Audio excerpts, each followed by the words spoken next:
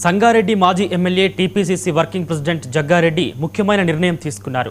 రహదారి పనుల్లో భాగంగా 20 ఏళ్ల కిందట తొలగించిన గుడిని మళ్లీ యథాస్థానంలో ఏర్పాటు చేయాలని నిర్ణయించారు. రహదారి విస్తరణ పనుల కారణంగా 2005-6లో సంగారెడ్డి చౌరస్తాలోని భూలక్ష్మమ్మ గుడిని తొలగించారు.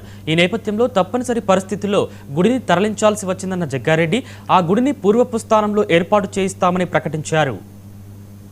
గత 10 సంవత్సరాల క్రితము చౌరస్తా రోడ్డు వెడల్పుకు సంబంధించి 2005-6 సంవత్సరంలో అప్పుడు నేను 2004 ఎమ్మెల్యే అయిన తర్వాత అప్పుడు రాజశేఖర రెడ్డి గారు ముఖ్యమంత్రిగా నేను సంగారెడ్డి చౌరస్తా నుండి పడంచెరు గంగారం చందాపూర్ గంగారం వరకు రోడ్డు వెడల్పు ఇవ్వడం శాంక్షన్ ఇవ్వడం జరిగింది.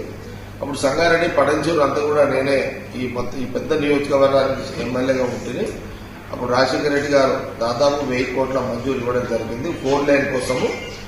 అప్పుడు పనులన్నీ కూడా ప్రారంభమైన దాంట్లో సంగారెడ్డి చౌరస్తాలో మరి భూలక్ష్మి గుడి మధ్యలో ఉండే తప్పని పరిస్థితుల్లో మరి అక్కడ అమ్మవారి గుడిని తీసి సంగమేశ్వర గుడిలో పెట్టాల్సి వచ్చింది.